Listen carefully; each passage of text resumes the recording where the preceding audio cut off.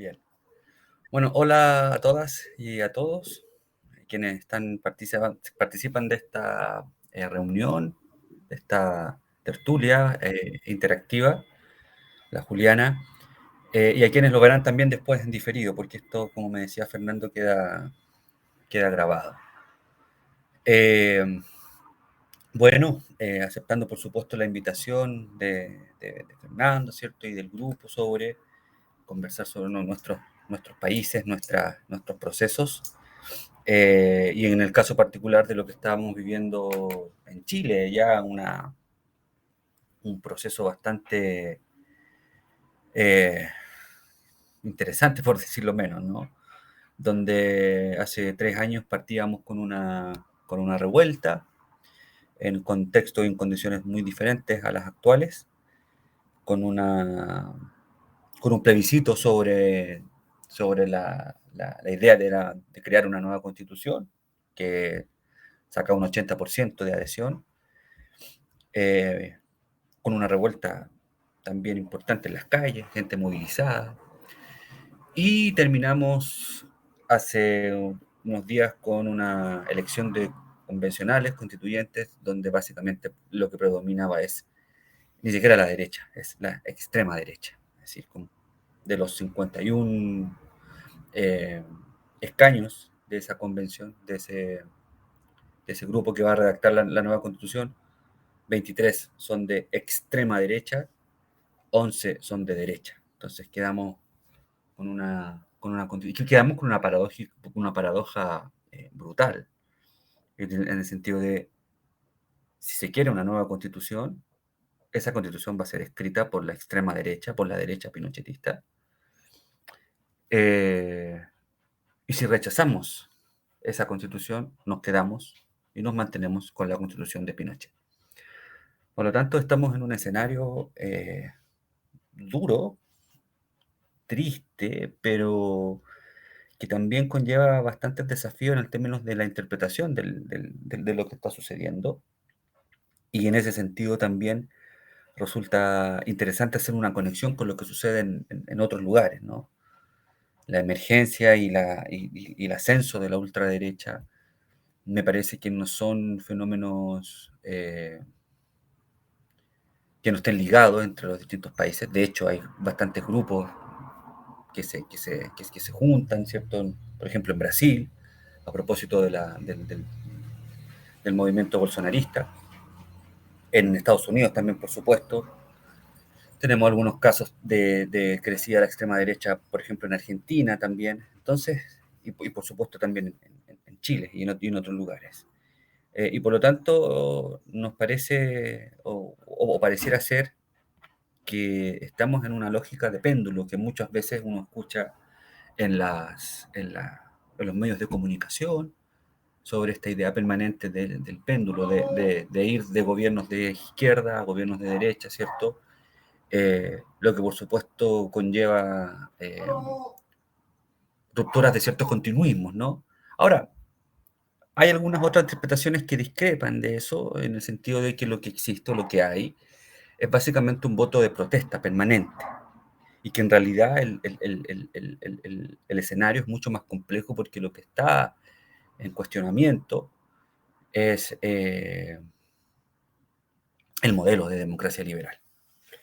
Y, y obviamente tenemos ahí algunos eh, como decía por ahí, una frase, ¿cierto?, de que la historia no se repite, pero rima. Tenemos ahí algunos elementos similares a lo que ocurría por allá por los años 20, los años 30, hace 100 años atrás. Entonces, la idea es que podamos debatir desde nuestras experiencias. Bueno, olvidé también un poco presentarme. Mi nombre es Guillermo Herrera, tal como sale ahí. Yo soy mi grado es profesor de historia, tengo una maestría en ciencia política y actualmente estoy cursando un doctorado en la Universidad de Buenos Aires en ciencias sociales. Y trabajo actualmente también en la Universidad Regional de O'Higgins, acá en Chile, en la Escuela de Ciencias Sociales. Entonces, esa es como la nota introductoria, ¿no? En términos de lo que significa este golpe, de pasar insisto, de esta, de esta vorágine casi revolucionaria o de revuelta en octubre del 2019, con una elección de constituyentes, con un texto muy eh, acorde, ¿cierto? Y construido por diferentes perspectivas de una clase política no tradicional. Tenemos asimismo también la permanente o el permanente acoso de los medios de comunicación tradicionales, que como sabemos, o se los cuento, en Chile, a diferencia de otros lugares, se ve una concentración muy compleja que obviamente pone y amenaza la pluralidad, eh, donde básicamente los medios se sustentan en base a lo que es el mercado, y por lo tanto ahí uno pudiese esperar pluralismo, ¿no? Eh, entonces, hay un sinnúmero de elementos que creo que ponen de manifiesto una crisis. Obviamente lo más fácil, ¿cierto?, es tildar a las personas que votaron por la extrema derecha. Hay un concepto aquí en Chile que se llama facho pobre, facho de fascista, ¿no? Y pobre, ¿cierto? Este típico sujeto popular, ¿cierto?, que reniega de su condición de clase y por el contrario lo que hace, ¿cierto?, es votar por los patrones. También tiene una lógica hacendal, ¿no? De nuestra historia muy arraigada al campo, ¿cierto?, a la hacienda, al patrón. Y que, claro, puede tener elementos de eso. Pero más allá de esa caricatura, que puede tener ciertos elementos también ¿por qué no?, de verdad, me parece interesante situar un poco los acontecimientos, ¿no? Y obviamente nuestros países y el mundo está viviendo eh, estas irrupciones de grupos ultra, que básicamente lo que son impugnadores del poder, son impugnadores de las instituciones, son impugnadores de nuevas tendencias tal vez, eh,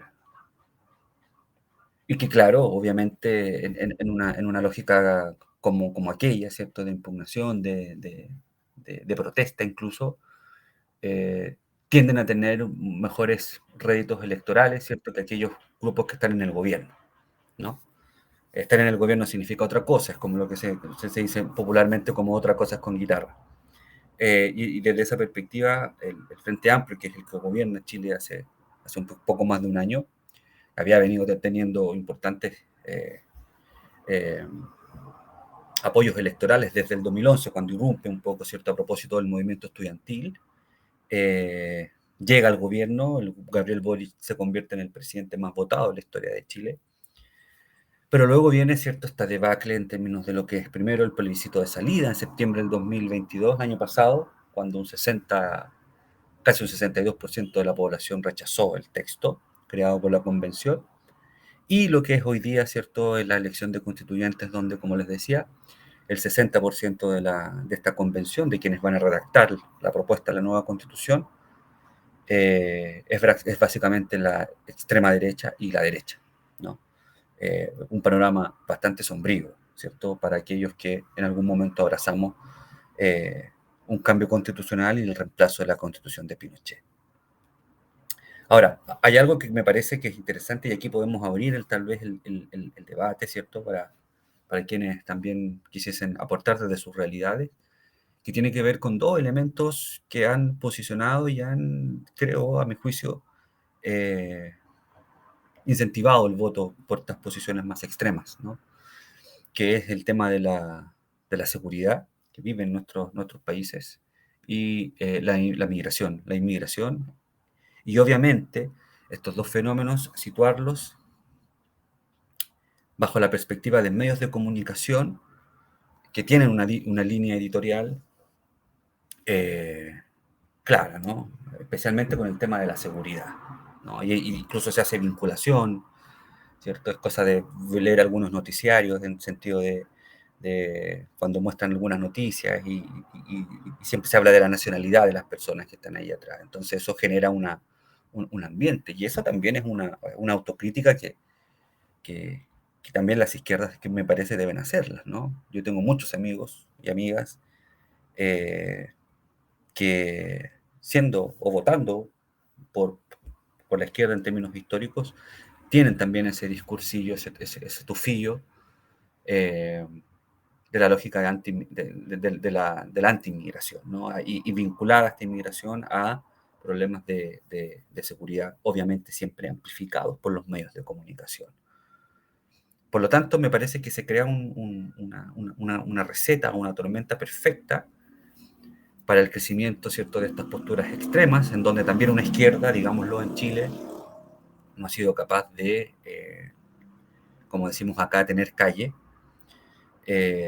Una izquierda que está vinculada al gobierno también, porque gobierna, y por lo tanto muchos de los elementos negativos que pueden suceder, seguridad ciudadana, ¿cierto?, desempleo, crisis económica, son atribuidos también al gobierno, a la presidencia, que en el caso chileno, ¿cierto?, tenemos, bueno, al igual que muchos países latinoamericanos, pero creo que en el caso de Chile es un poco más extremo, de este férreo presidencialismo que obviamente eh, al cual están asociadas todos los males, ¿cierto?, de, la, de lo que está sucediendo en la sociedad. Entonces, eso es, en términos generales, lo que estamos viviendo. Y lo peor, creo yo, y con esto termino para que podamos dar esta primera ronda de algunos comentarios, que el futuro no se ve muy alentador, ¿no? Si esta situación persiste, que lo más probable suceda, ¿cierto? Los medios de comunicación no van a cambiar. Perdón que haga énfasis en el tema de los medios de comunicación, pero me parece que es muy relevante. Y también las redes sociales. Fake news mediante también. Eh, Hay una gran posibilidad, una enorme posibilidad de que el texto se rechace y quedemos con la Constitución. Pero también hay una gran posibilidad de que el texto se apruebe, tal vez por un estrecho margen. Una Constitución, insisto, obviamente esto es no está el texto, pero uno puede inferir, ¿cierto?, por quiénes son quienes van a escribirla. Una constitución que puede ser incluso mucho más conservadora que lo que es la constitución de Pinochet, al menos en Chile.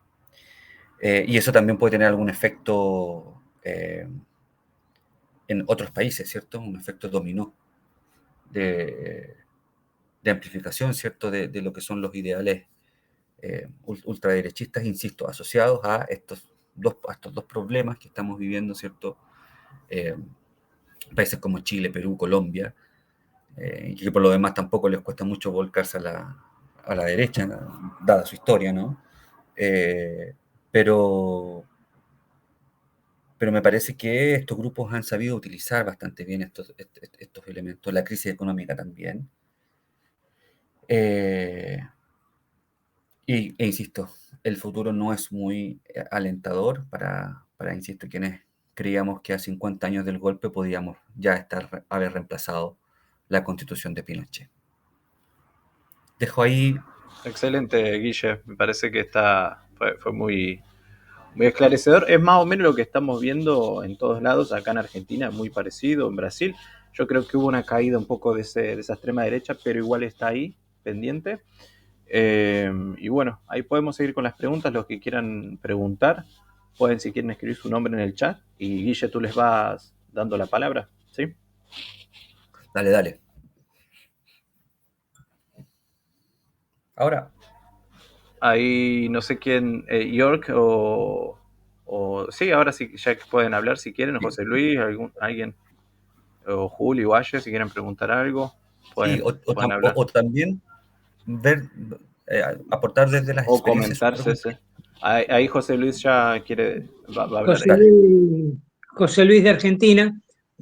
Hola, José Luis. Sí, hola Guillermo. Eh, es parecido a lo que está sucediendo en Argentina, es a lo que está sucediendo en Brasil, y calculo que también en otros países de Latinoamérica donde hay gobiernos populares, vamos a decirle. Yo no le llamo de izquierda ni centro izquierda ni nada por el estilo, le llamo gobiernos populares. Y el problema que tenemos, y como vos bien dijiste, son los medios de comunicación. Acá en el año 94 también se reformó la Constitución y a pesar de que los populares ganaron, eran varios, eran mayoría dentro de los constituyentes, terminaron haciéndole el juego a la derecha y lo único que importó en esa reforma de la Constitución es que el presidente pudiera ser reelegido 2 veces. Después lo demás, ni fu ni fa. Se desaprovechó una oportunidad de los derechos humanos, de la conservación del medio ambiente, se desaprovecharon muchísimas oportunidades. Y en este momento los gobiernos populares en Latinoamérica están pasando por un momento como que se dejan estar. Te digo, en la mayoría de los casos no cumplieron lo que no cumplieron ni siquiera en los primeros días, cuando tenían el apoyo general, no cumplieron con las promesas que hicieron. Y eso es la diferencia con la derecha, que el caso de Argentina, acá la derecha cuando ganó en el 2019, en el 2015 digo, a los 10 días ya había hecho todo por decreto. Le importó mucho lo que dije, no les importó nada lo que dijera el Congreso, si lo aprobaba o no lo aprobaba, lo mandó todo por decreto. Y esa fue la razón por la cual los gobiernos populares en este momento no tienen el recibimiento que realmente para el cual fueron elegidos. Es triste decirlo, ¿eh? Es triste porque uno tiene esperanzas en esos gobiernos. Sí, claro. Y por ejemplo, en el caso chileno hay una crítica permanente desde lo que es el Frente Amplio, que me parece que en cierto modo puede ser injusta, pero tal vez pudiese ser esclarecedora ahora, bajo un contexto de crisis, de este desapego, ¿cierto? Del sujeto popular con lo que es el Frente Amplio. Y que tiene que ver, que tiene una raíz bastante burguesa o aristocrática, porque surgen de movimientos, el Frente Amplio surge de movimientos universitarios, eh, el año 2011, pero surge de las universidades más importantes, ¿ya? Y las universidades más importantes en Chile al menos, ¿cierto? Tienen un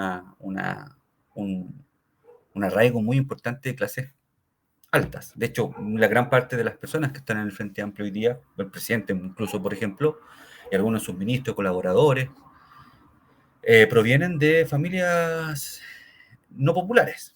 ¿Ya? Alguien podría decir, pero bueno, eso te importa, si lo que interesa. Pero cuidado, porque es un poco lo que decía al principio, esta idea de tener calle, ¿no?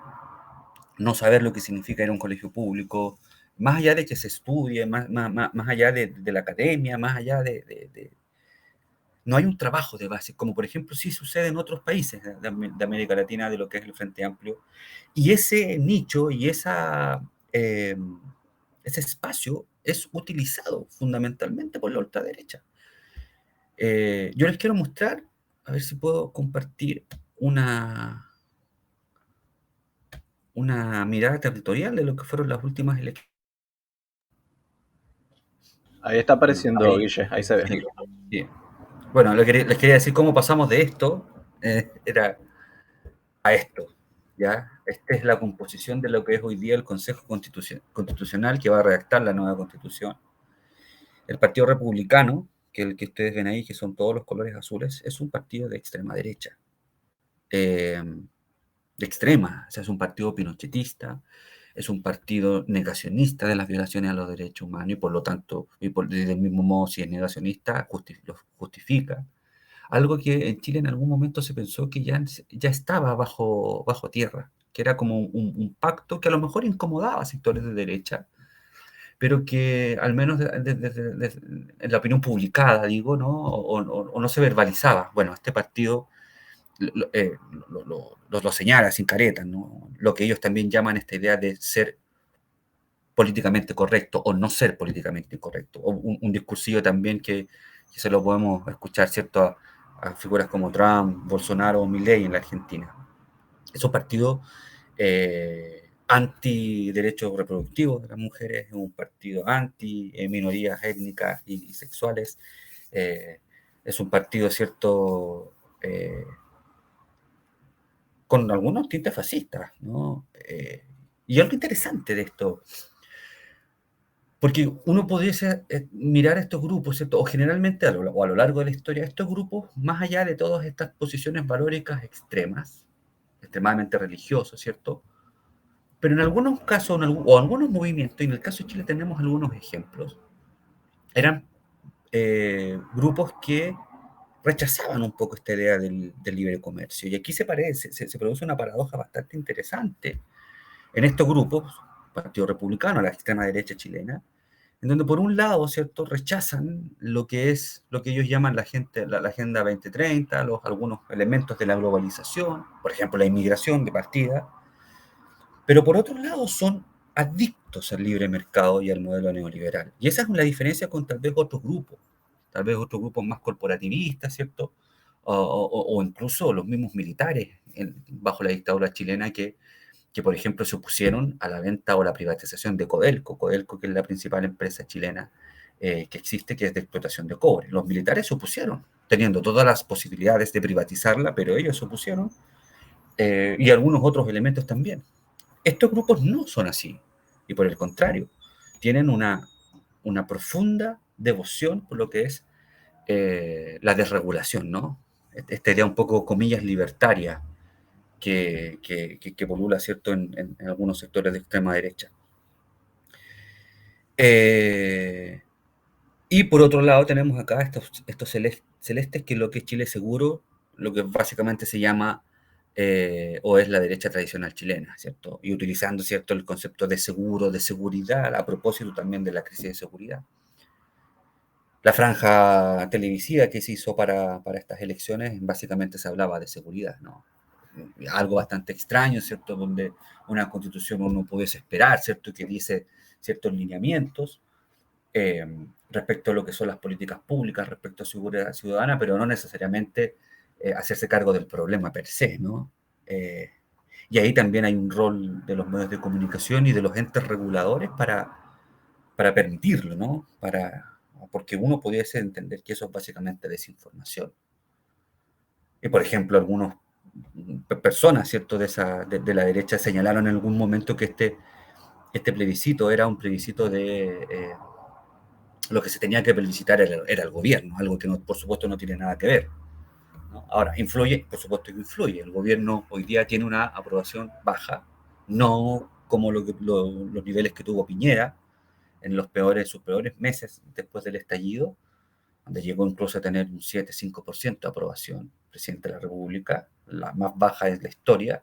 Boric llega aproximadamente a 25-30%, que uno pudiese decir que es el voto duro, ¿cierto?, o el voto permanente, ¿cierto?, de la izquierda en Chile. El problema es que, como decía anteriormente, ese nicho que esta izquierda no logra convocar, sí la logra convocar, ¿cierto?, la extrema derecha a partir de sus plataformas. TikTok es una fuente muy grande de desinformación, las famosas cadenas de WhatsApp, y por lo tanto es un escenario bastante duro, ¿cierto?, en el sentido de poder modificar esta situación, eh, no sé si la idea es ahí intervenir los medios de comunicación, porque obviamente cuando se habla de algún ente regulador sobre estas temáticas, sobre fake news, inmediatamente saltan los medios de comunicación tradicionales a hablar de la libertad de expresión, ¿cierto?, de la libertad de las líneas editoriales, ¿cierto?, etcétera. Pero si los gobiernos no son capaces de hincar el diente en esa situación, me parece que ahí puede haber una situación bastante compleja, en el sentido de que la situación se puede seguir e incluso ser más compleja, ¿no? Lo peor que podría pasar es que la izquierda también lo haga, ¿no? pero dadas las condiciones, me parece que de esa perspectiva algo hay que hacer, ¿no? Guille, Creo que hay una... ahí Juliana dice que quería decir algo, le levantó la mano aquí, no sé si... Dale, Juliana. Es que yo no estoy viendo el... Por eso, dale, Juliana. Dale, yo te aviso cualquier cosa, ¿sí? Dale, Bueno, voy a aprovechar este minuto que tengo de dale. descanso aquí, porque has tocado un asunto que me parece súper interesante. Mi nombre es Juliana, hago doctorado en filosofía aquí en la UF en Brasil, y me ha llamado mucho la atención que esta semana el gobierno brasileño lanzaba al Congreso un proyecto de ley para regular las fake news, ¿no? Se llamaba la PL, no recuerdo el número en este momento. En fin, que desató una serie de escándalos, ¿no? Sobre todo por parte de la derecha, de reacciones por parte de la derecha brasilera, que ahora es partidaria de la libertad de expresión, de la nada. Son partidarios de la libertad de expresión, de las libertades democráticas de opinión, y bueno, el gobierno de Lula amenazaba con sancionar a Telegram porque no estaban ofreciendo información relevante para analizar el caso de la muerte, bueno, de la masacre, ¿no? De unos niños que hubo en el sur de Brasil, y se sospechaba que habían o que hay unos grupos neonazis planeando, ¿no? Más ataques a las escuelas, tanto en Brasil, en el sur de Brasil, como en São Paulo. Y lo que el gobierno brasileño le ha pedido a Instagram es que por favor ofrezca información, pues para poder capturar a estos tipos, ¿no? Para saber qué es lo que están planeando, para evitar más muertes, más ataques.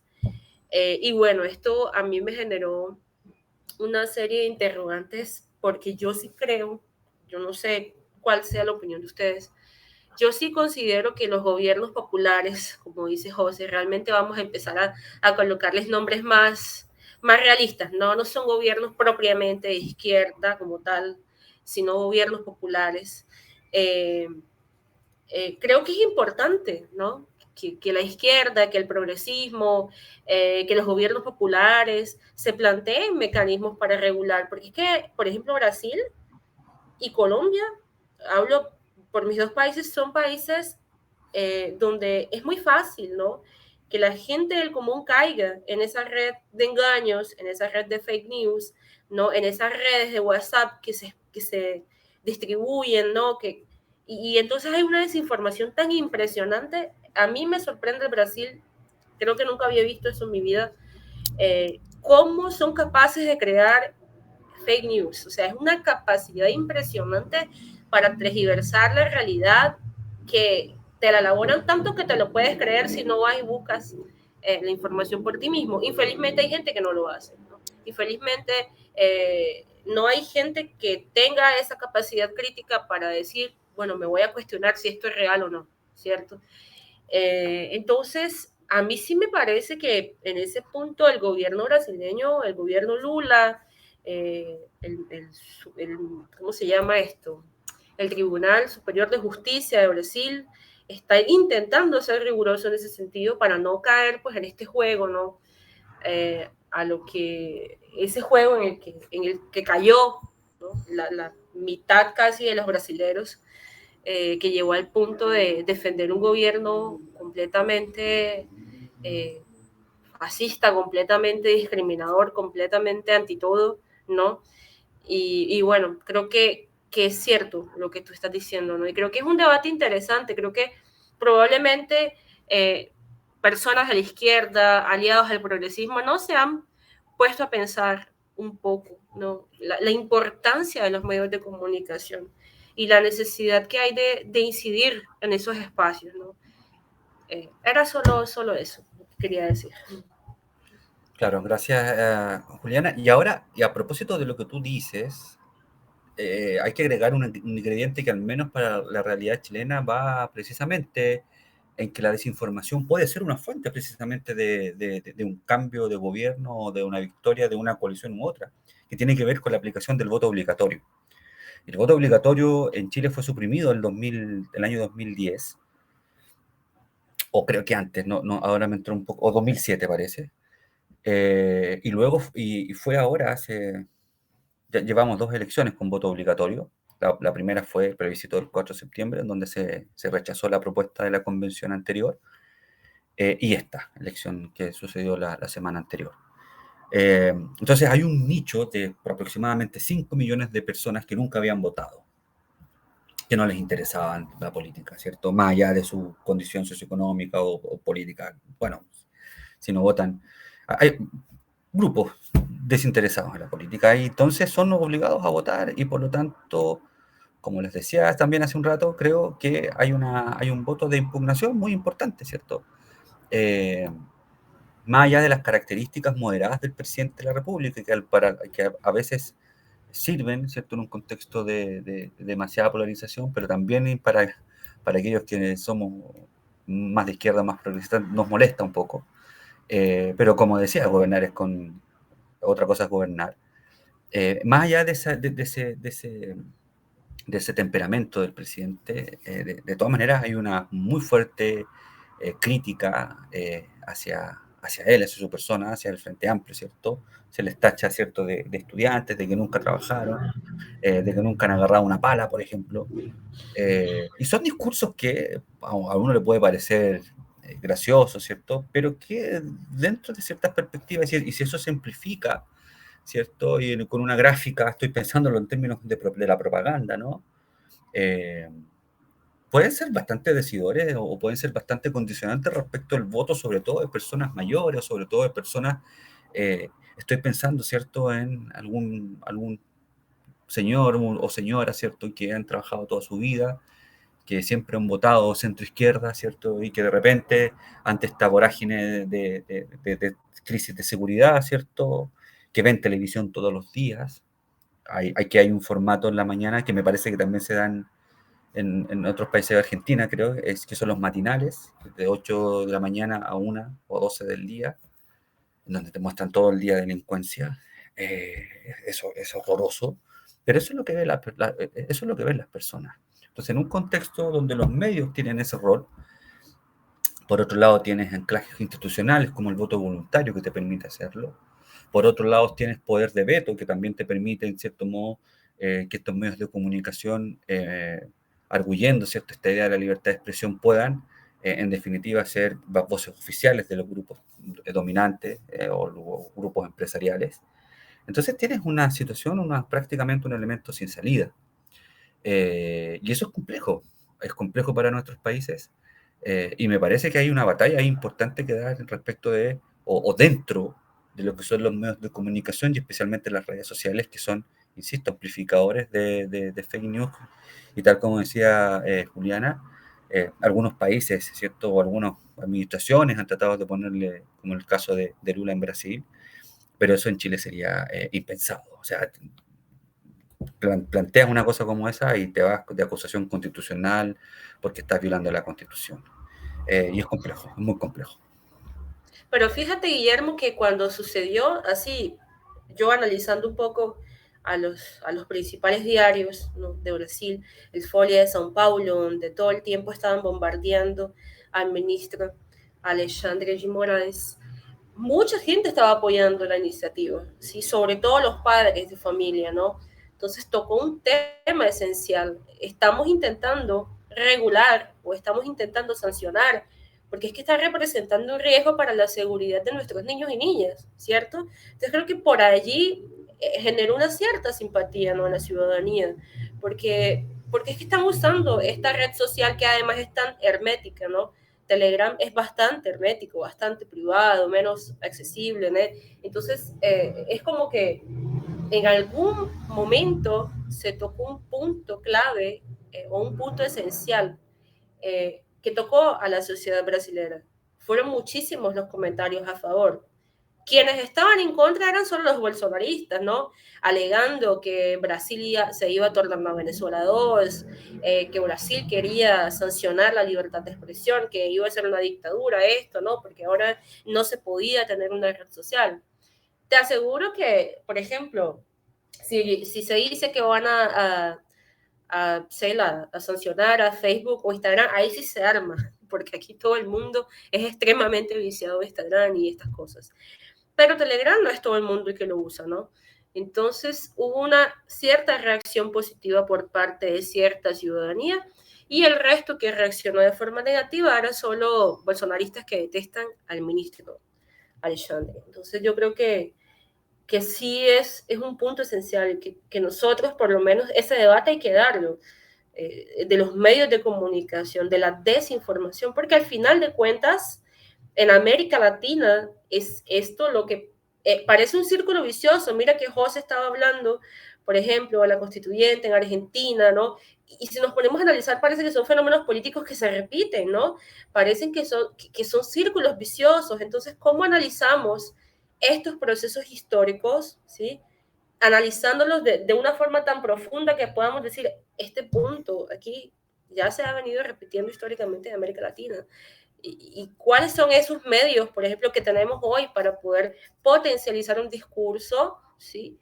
Que pueda promover unas transformaciones sociales como más, digamos, más duraderas, ¿no? En el caso de América Latina. En Colombia, por ejemplo, pienso que a pesar de las dificultades económicas que nosotros tenemos, porque el problema de Colombia, además de la política que lo ha arruinado todo, el sector económico colombiano es terrible, es muy pobre. Colombia es un país sin industria, ¿sí? Colombia es un país muy dependiente, ¿sí? De otros países a nivel económico, a nivel alimentar, ¿sí? Entonces es un proceso que va a demorar muchísimo, pero siento que hay algunos esfuerzos que se están dando, ¿sí? Y la gente que votó, por ejemplo, por Petro se está dando cuenta o se dio cuenta del jueguito de los medios de comunicación. Y siento que cuando la población o cuando un pueblo entiende que los medios de comunicación suelen jugar a favor de las clases dominantes, es una población que a pesar de no tener, digamos, un nivel educativo, no necesita un doctorado ni una maestría para entender que está intentando ser manipulado. ¿Sí? Entonces, era eso. Guilla, si quieres decir algo, y después Aye dijo que quería comentar algo también. Dale, sí, dale. Bueno, arranco. No, quería hacer una comparación ahí entre lo que hablaba Guillermo de los medios de comunicación. Yo entiendo que él se refería más a la televisión, ¿no? Que bombardea todo el tiempo ahí con esos matinales. Y bueno, Julia hablaba de las redes sociales, que en sí son dos formadores de opiniones los dos, pero por ahí las regulaciones para uno y para otro, o sea, a lo de Guille quería sumar, que él hablaba de la regulación de los medios de comunicación. En Argentina se intentó, por ejemplo, no sé si conocías que intentaron impulsar la ley de medios, que lo que atacaba un poco era el monopolio, que son pocas empresas que tienen las patentes, o no sé cómo funciona bien, que se distribuyen las antenas, digamos, pero son 2 o 3 grupos financieros económicos que manejan todos los matinales, los noticieros y que van a manejar la opinión de la gente, porque es lo que la gente ve todos los días. Bueno, el gobierno intentó regular eso y casi cae el gobierno, básicamente, por eso. Empezó a tener un montón de problemas de todo tipo, de gobernabilidad, de lo que sea, o sea, y el ataque de los medios fue muchísimo peor. Se sumó la justicia también a ese ataque. Y bueno, es complicado, son intereses grandes que están por detrás de eso. Y lo de Juli, bueno, lo que iba a decir, de que sí, están intentando regular las redes sociales, pero ya es ya es más el contenido de las redes sociales y no el monopolio de las patentes, por ejemplo, digamos. Lo que se plantea en Brasil, no hay una regulación para el contenido. O sea, vos si en Telegram querés decir, soy nazista, hagámonos todos nazistas y compartir contenido nazista, lo podés hacer. En la tele no, por ejemplo. La televisión está regulada y vos no podés compartir un contenido nazista. En la radio tampoco. Las redes sociales no tienen esa ¿Cómo? Por ahora.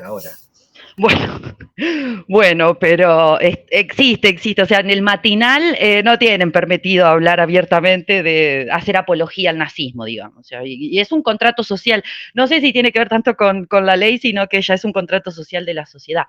Pero en Instagram, en Telegram, en Facebook, sí os lo podés encontrar, ¿me entendés? Todavía no está regulado en ese sentido. ¿Y por qué no? Si la radio, yo escuché a uno de los senadores que planteaba esto en este debate de Brasil. Si la televisión está regulada en este sentido, la radio está regulada en los diarios, ¿por qué las redes sociales no?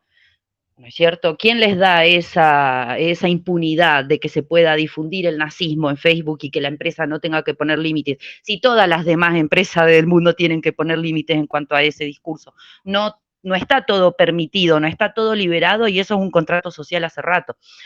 Entonces, bueno, creo que tenemos dos debates, quería plantear esto entre lo que ustedes exponían, entre Juli y Guillermo, ya que somos de todos diferentes países, todos tenemos nuestra visión, entonces quería agregar esto, de que son diferentes intereses que uno ataca, tanto cuando ataca las redes que cuando va a atacar a los medios de comunicación. Y las herramientas que tengamos, los recursos que podamos tener, están en el Congreso, lo pueden debatir ahí nuestros representantes, que como vos decís, la mitad de la Cámara es de derecha, estamos un poco complicados, pero bueno, uno confía en los recursos que tiene, pero a la vez es eso, si encima los diputados te lo logran aprobar, esos intereses que están por detrás de eso te van a querer voltear el gobierno. Entonces es complicado y bueno, lo que decían ustedes de que la gente por ahí, el pensamiento crítico y todo eso, tiene que ver con eso, con una falta de educación, por ejemplo, creo que la educación es central, cuando uno está más informado, tiene más herramientas para entender que le están intentando vender una pelotudez, la información, la educación es básica, central en eso. Entonces, bueno, está bueno esto que estamos haciendo nosotros, de compartir nuestras experiencias, charlar, porque depende todo eso de nosotros y de la capacidad de darnos cuenta, de decir, no, loco, están haciendo cualquier cosa. Y bueno, ir replicándolo y eso, bueno, quería agregar eso de la regulación entre los dos, más que nada. Dale, gracias Flor y Juliana por sus experiencias que un poco van en la misma línea. Somos países muy parecidos y creo que tenemos la raíz de algunos de nuestros problemas son similares. Y a propósito también del tema de los medios, si que estamos conversando en esto, también hay dentro de los mismos medios de comunicación, pues, podemos separar lo que es la prensa escrita y lo que es la televisión. Y en el caso, por ejemplo, de Chile, tenemos la prensa escrita con un 99% del mercado concentrado en dos grandes conglomerados. Hace un tiempo, de hecho, en unos meses, en unas semanas más, sale un artículo que hicimos con unas chicas del doctorado de la Universidad de Buenos Aires, referido sobre precisamente al plebiscito del rechazo del septiembre del 2022 y cómo los medios de comunicación o los diarios más importantes, que es el Mercurio y la Tercera en Chile, abordaron, ¿cierto?, una semana antes y una semana después el plebiscito, a partir de las notas de opinión, a partir de las editoriales, y obviamente nos dimos cuenta, por supuesto, de que hay un profundo discurso anticonvención, que ojo, obviamente alguien podría decir, pero cuidado, porque no todas las personas leen los diarios. Así es, pero los diarios sí son leídos por las élites y por los personajes que generalmente tienen mayor connotación o figuración pública, que a partir de allí también puede generarse en el resto de la población, ¿cierto? Los insumos, por ejemplo, de la desinformación o más que desinformación también puede ser miradas malintencionadas respecto a los procesos. Y en esto quiero hacer una pequeña crítica también de lo que fue el proceso de la convención pasada en Chile y en relación a la farra histórica. O sea, jamás en 200 años la izquierda o aquí no podemos hablar de gobiernos populares o de sectores que representan a la izquierda o sectores progresistas, jamás habían tenido la posibilidad de escribir una constitución. ¿Cuál es la crítica fundamental? Es que se excluyó a una parte de la derecha o grupos de centro que pudiesen haber contribuido también al apruebo de la propuesta. Necesitábamos solamente un 50% más uno de los votos para aprobarlo. Tampoco el quórum era muy alto. Y muchos convencionales decidieron simplemente eliminarlos, ¿no? Por ejemplo, hubo una iniciativa, dentro de las muchas iniciativas populares que se generaron, ¿cierto? Aquella que tenía más votos era aquella referida a los fondos de pensiones, que en Chile es una discusión que todavía estamos ahí, eh, y vamos a estar, porque es muy difícil generar reforma en un sistema de pensiones donde hay muchos intereses creados, donde las administradoras de estos fondos, que son empresas privadas, precisamente financian a todas estas personas, a todos estos medios, a todos estos políticos que después votan. Por lo tanto, estamos en una prisión, en una jaula, y es muy difícil, ¿cierto?, tener un sistema de pensiones más mixto, ¿cierto?, o más parecido a lo que es un estado de bienestar. Bueno, pero en respecto a lo que significa, ¿cierto?, esta iniciativa fue la más votada y no fue considerada. Entonces, claro, con mucha soberbia, ¿cierto? Entonces eso creo que a partir de ahí se comienza, ¿cierto?, a observar una tendencia de rechazo a una convención que, ojo, cuando parte tenía una aprobación inmensa, teníamos toda la posibilidad de construir una constitución menos conservadora, una constitución que colocase elementos fundamentales, como por ejemplo la protección del medio ambiente, elementos que podían perfectamente ser transversales, eh, pero se decidió, ¿cierto?, por extremar las posiciones. Claro, teníamos la experiencia del 80-20 en el plebiscito de entrada, 80% apruebo, teníamos la experiencia en donde la izquierda, en esa convención anterior, tuvo lo que está viviendo hoy día la derecha, ¿cierto? Tenía cerca del 65% de los escaños. Y claro, se pensó de una manera bastante poco afortunada, ¿cierto?, de que las personas iban a repetir ese patrón. No se consideró lo que significaba también el ingreso de estos 5 millones de votos a partir del voto voluntario, y por lo tanto la situación es extrema hoy día, ¿no? Y estamos a punto de ver una constitución escrita por la derecha pinochetista.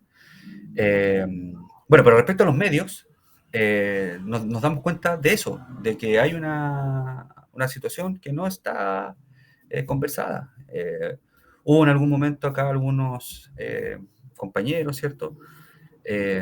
O algunas posiciones políticas que trataron de poner, ¿cierto?, el tema del control de medios. Y claro, la pregunta era quién se hacía cargo, quién hacía este filtro. Era un organismo estatal, era un organismo público.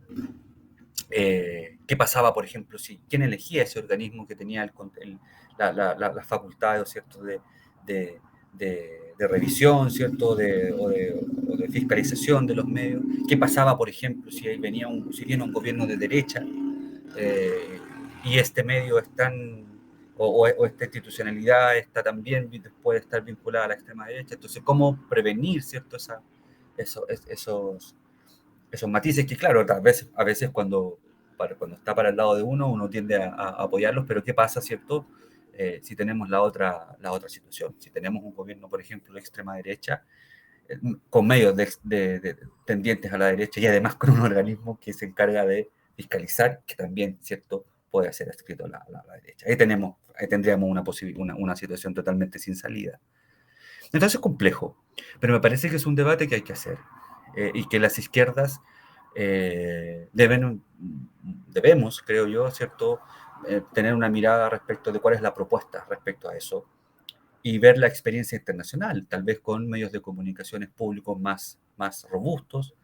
En Chile, por ejemplo, no tenemos prensa escrita pública o del Estado, solamente tenemos un canal de televisión del Estado, pero que actúa básicamente como un ente público.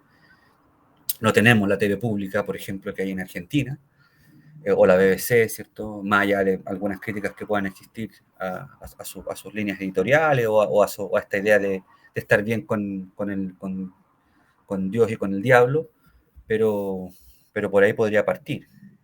Y en Chile no tenemos eso. Fernando.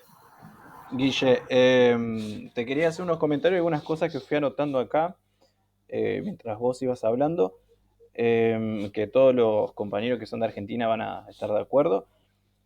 En Argentina no solamente no se regula los medios de comunicación, sino que el mismo gobierno le da dinero y financia los medios que están constantemente exacerbando el discurso de la extrema derecha, ¿no? Entonces tenemos el gobierno, el Estado, que le está entregando, financiando con dinero constantemente a los mismos que atacan y que generan el malestar social, ¿no? La violencia, el odio en las calles y el rechazo, ¿no? Hacia el Estado. El mismo Estado que es rechazado financia a las corporaciones mediáticas más importantes, al monopolio mediático.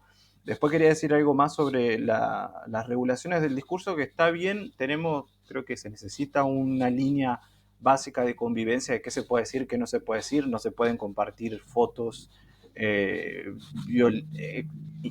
invitar a la violencia, ¿no? Eso estamos todos de acuerdo, pero yo tengo la idea de que tenemos que tener cuidado porque eso después se nos aplica a nosotros. Cualquier regulación, cualquier están dando un discurso violento, el discurso de la izquierda es revoltoso, también puede ser aplicado esas normas, esas regulaciones, ese control, luego a nosotros. Entonces por ahí nosotros, siempre pasa, ¿no? La derecha da vuelta el discurso, da vuelta a las reglas y nos termina aplicando eso. Respecto a los diarios que tú hablabas, en Argentina tenemos, parece, o lo que yo he notado, es que es muy parecido, principalmente tanto diarios, medios de comunicación en general, ese discurso de resaltar la cuestión de la inseguridad, ¿no? En las calles y todo. Este año esa es la agenda mediática en Argentina en años de elecciones. Así que, bueno, es muy parecido, es un mismo esquema en casi todo lo que tú dijiste. Aquí en Argentina es igual. Inmigración, el tema de la inseguridad, de la violencia. Y hay algo interesante que yo noté, parece que los diarios ordenan el discurso de la derecha, extrema derecha. Mandan el mensaje primero, ponen en tapa, resaltan lo que hay que hablar y ahí los referentes de derecha, extrema derecha, empiezan a repetir y a intentar meter eso en la sociedad. Por lo tanto, bueno, hay una intención.